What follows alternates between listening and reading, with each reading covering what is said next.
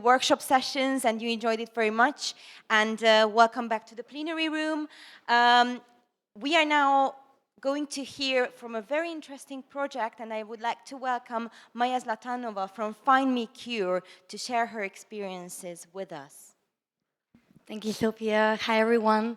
Really happy to see a lot of people that I've met previously and a lot of new people, very interesting, and all united into one mission, which is better patient engagement and working better with patients, patient communities, and driving progress in research and treatment and healthcare in general. Um, so I'm really delighted that today I can present to you and actually tell you a little bit more about the story about FindMeCure.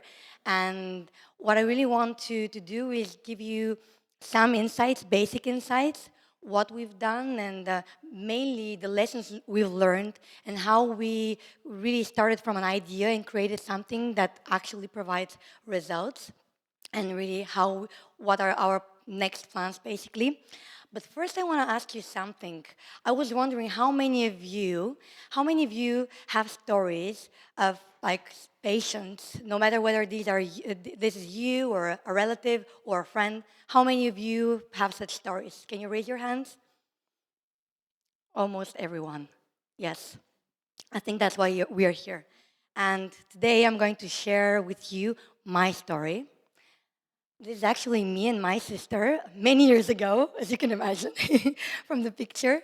Um, and yes, actually, 8 years ago, I found out that my sister has an eating disorder, and she went from bulimia to anorexia, and back to bulimia, and back to anorexia, back and forth. And it was a nightmare for the entire family. And it's a very common thing with no matter what kind of condition. The problem here was that there was no actual treatment for her condition, and back at this time, I was already working in my first company. We were creating training for the clinical research and the pharma industry. So I knew what clinical trial is, and I knew that exists. And I knew that if there is a treatment for my sister, it must be somewhere in clinical trial, right? And so I started searching, right? And I thought, in an ideal world, the doctor should be the one to tell me about these clinical trials, about all the options available out there, right? In the ideal world, I should rely on like all the information captured by a professional, the doctor that I trust.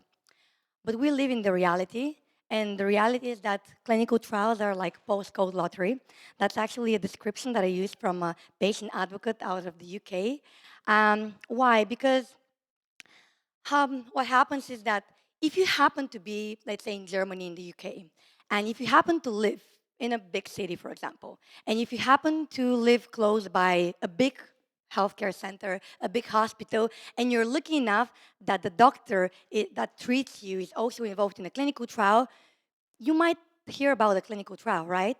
And if you're also lucky, you might be eligible for this clinical trial, and that's the reality. In our case, that wasn't the case. My sister still lives in Bulgaria. There was no clinical trial for her condition, like nothing that we could do in her situation. But it's not only about my sister, actually.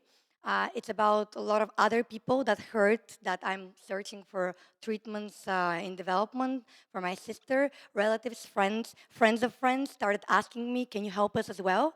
And so I started with this idea, okay, well, what can we do for these people? I can't do it manually all the time, right? I can't go and ask my colleagues and other professionals, can you help me? Do you know something in the space? So I thought, why not creating a platform, a place where people can get information about clinical trials? And I was lucky because I knew two really brilliant software engineers, and we teamed up. We decided to collaborate together to build what is actually FindMeCure. We decided that we have one mission, which is bringing clinical trials closer to patients. And luckily, they were also coming from the same industry, building software solutions for the clinical research industry. So they knew also the space. And at the beginning, it wasn't something really like so special. It was just purely to provide help with finding, understanding, and applying for a clinical trial, mainly for patients. We thought that if we find a way to bring together all clinical trials available, if we simplify the language, but also in a regulated way, and if we spread the word, then we will potentially help these patients. And this was starting to happen. And while helping patients, we started learning. And actually, you will hear this word learning all the time throughout my presentation, because bringing from one idea to actual project, product, no matter what, but something existing, it's about learning and evolving. So in our case, we found out that very often patients that are struggling finding treatments and looking for additional information, they would also rely on patient communities. We found out that like patient communities are the first friends of people struggling in hard situations. But then we realized that patient communities are also not ready with any information for clinical trials, anything related to clinical research. They almost always have no resources and no know-how. They're not coming from this space as well. And that's why we started the FindMeCure Foundation. And I'm very happy that my colleague Daniela is here with me today, because she's heading the foundation. And she did an enormous work around educating patient communities what clinical trials is, building a toolkit for communities so that they can be more helpful to patients when it comes to clinical research, to educate their audience, and to be a little bit more helpful to their members.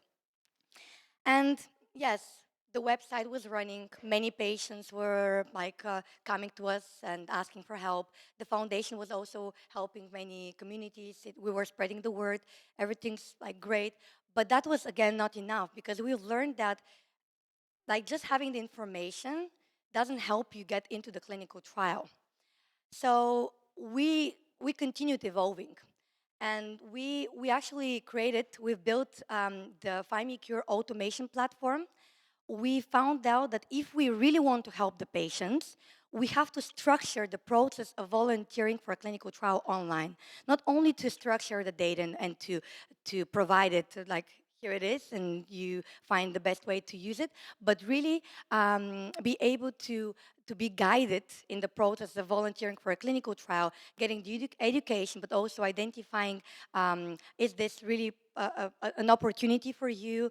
How likely is it for you to be eligible? Um, what is the best way to like discuss it with your doctor?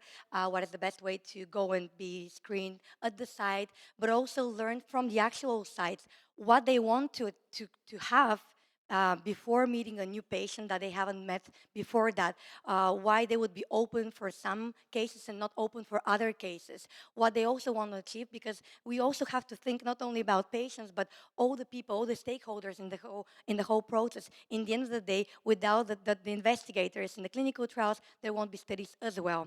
So we literally automated the process stepwise. And yes, because of this automation, we were able to have really like encouraging results. With a team of around 10 people, we managed to help 200,000 patients for like around 2 years, so not that much. Because of the work of the foundation, we were, and also thanks to our collaboration with the International Alliance of Patient Organizations, we were in front of more than 200 patient communities, spreading the word, providing them our toolkit, but also Daniela did really a lot of work around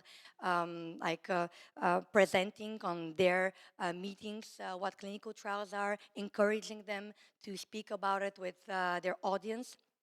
And like we started gaining a lot of know-how how to work with patients, their doctors, investigators, the communities, the industry as well, worldwide. We saw that there's a lot of cultural differences. We saw that there are a lot of patterns as well that we can still continue automating. And it was about really try to do quick experiments, learn from them, and then iterate and do like the next improvement, so to say. We also started partnering with the industry. We got invited to help some companies to help them building better strategies for patient recruitment and retention. We started working on some projects, for example, for digital patient recruitment, and that actually led us to even the next level know-how that a clinical trial is a very, very specific thing because every clinical trial has, in the end of the day, a protocol, right?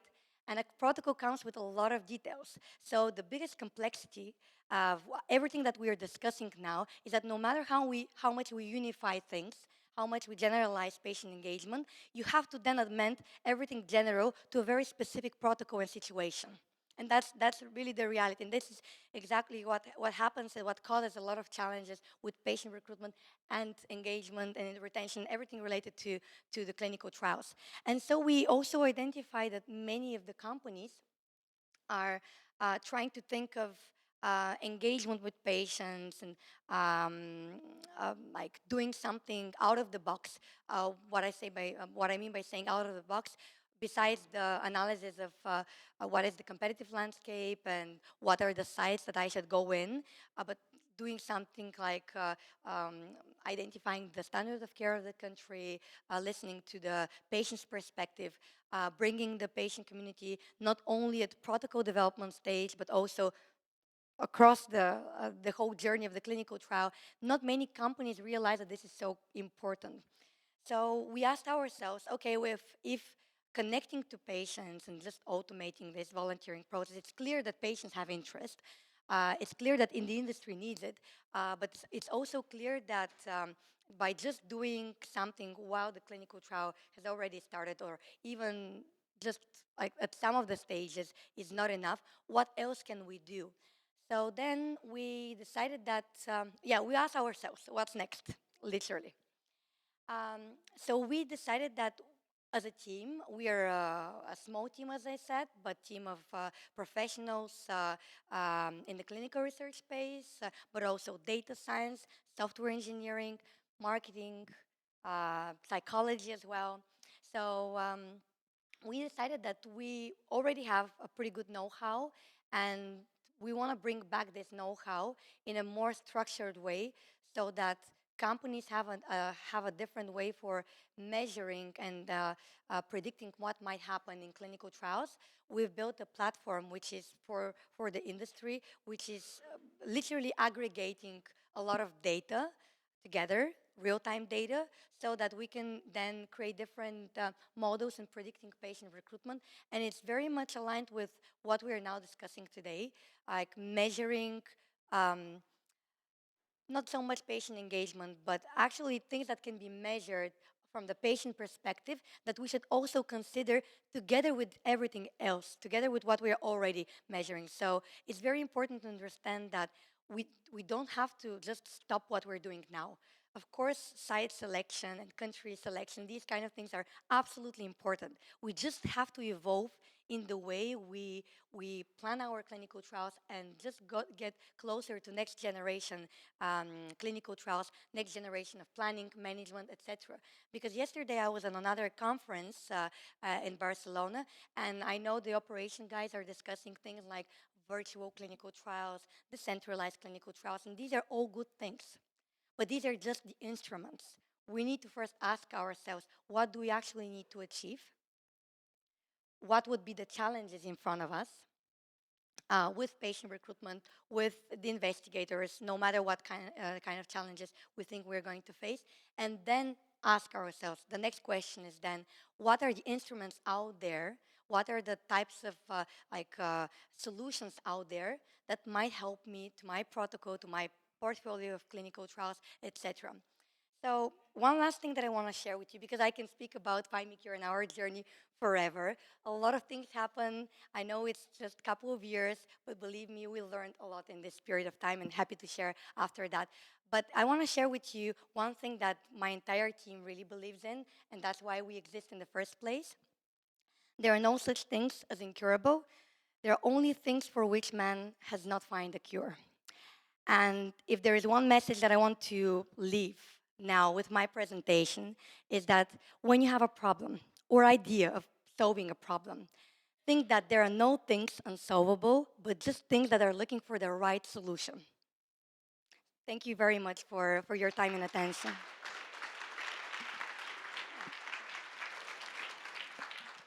Thank you so much, Maya. This was really inspiring, and I would like to open the floor for questions now from the audience. Do you have any questions, Maya?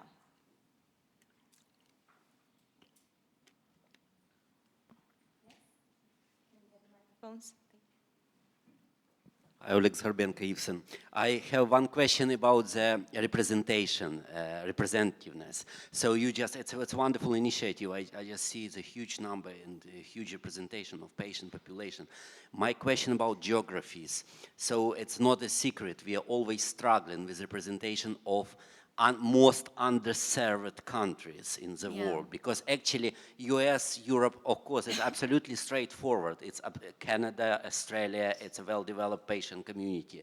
But what's about countries like Asia Pacific, Africa especially? For some diseases, taking my experience with HIV infection, even most important to have insights is much better representation from Africa, from Middle East, because the profile of epidemic is completely different. Yeah.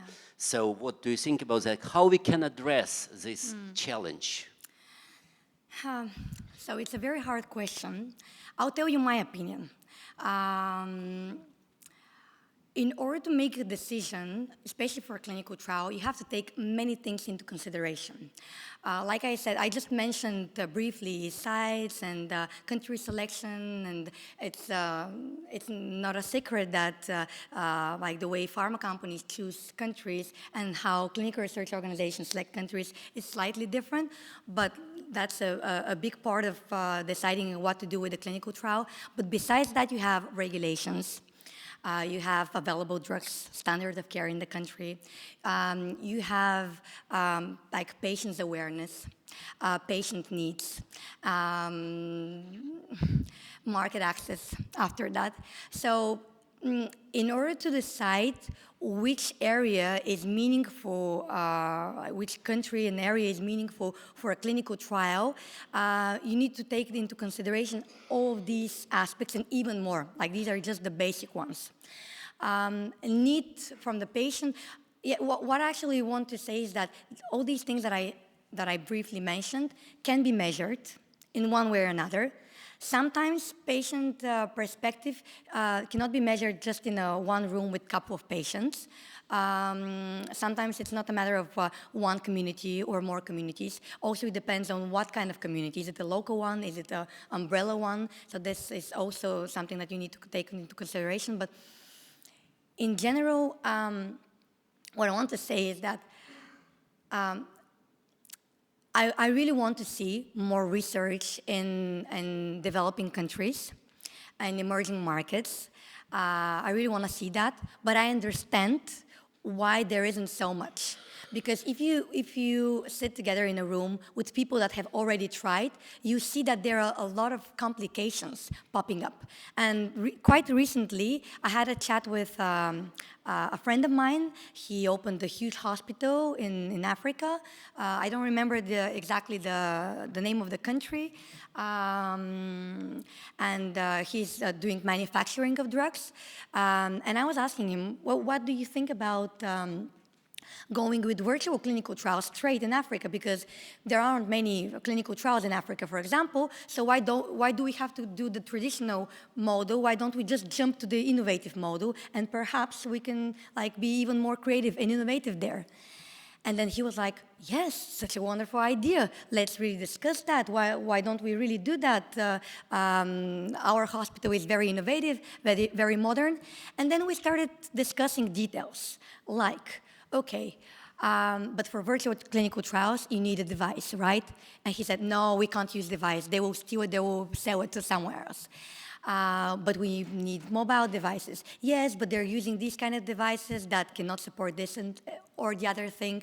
And I said, okay, well, what about, let's say, screening processes? Well, the doctors are so hungry that they will do whatever it takes so that they can, like, enroll a patient. So these kind of things. So sometimes the devil is in the details, And it's easy to say, yes, let's go there, but I think that we should measure the pluses and minuses first, and then take really data-driven decisions what to do next. But we should definitely work in that direction.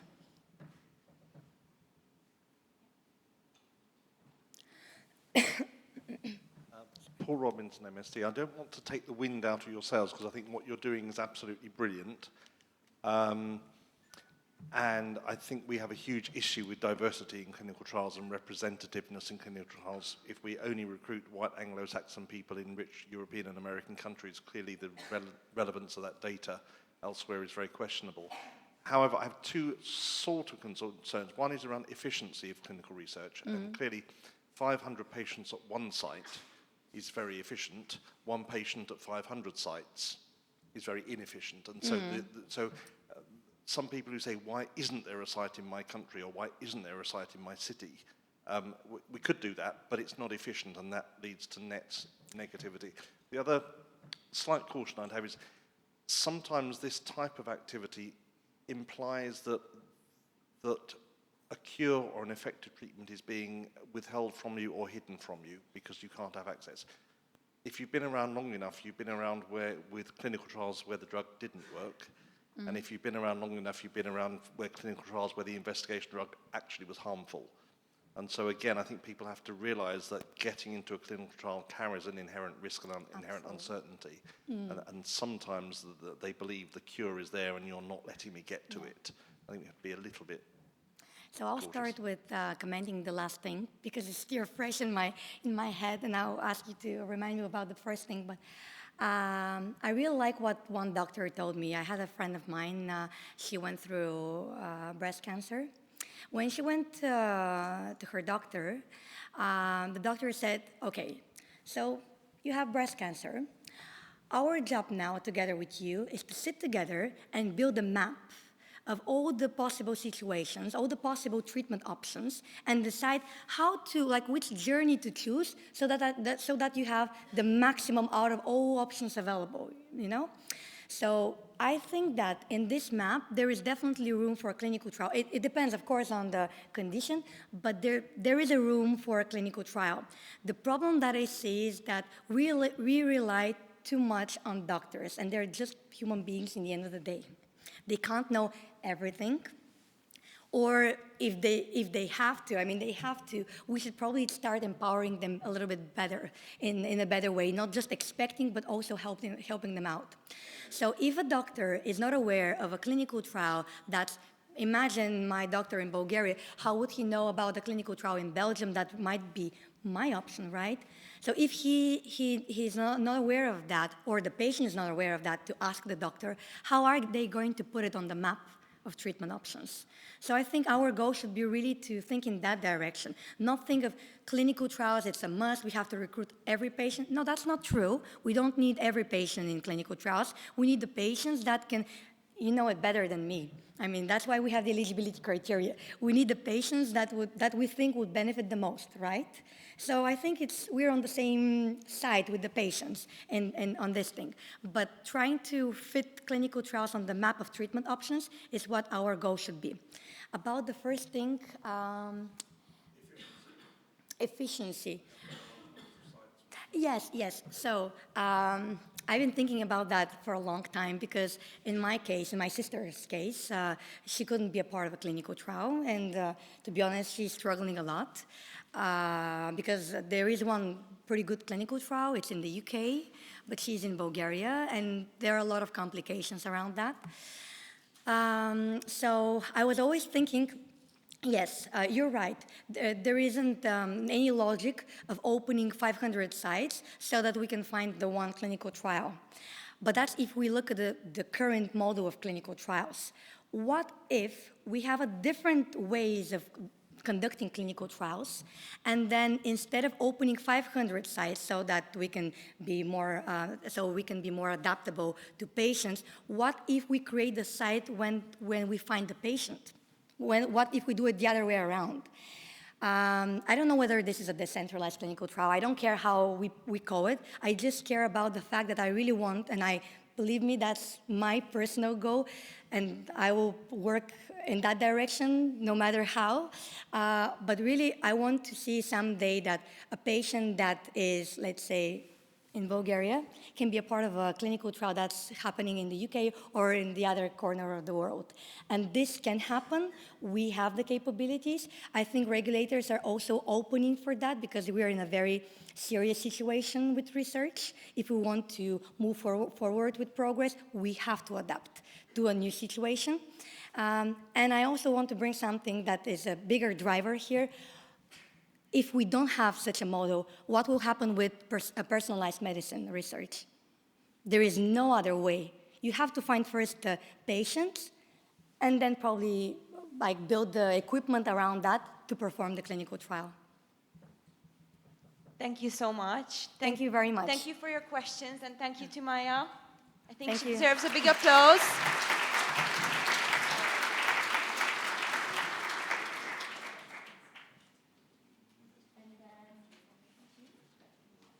Thank you very much.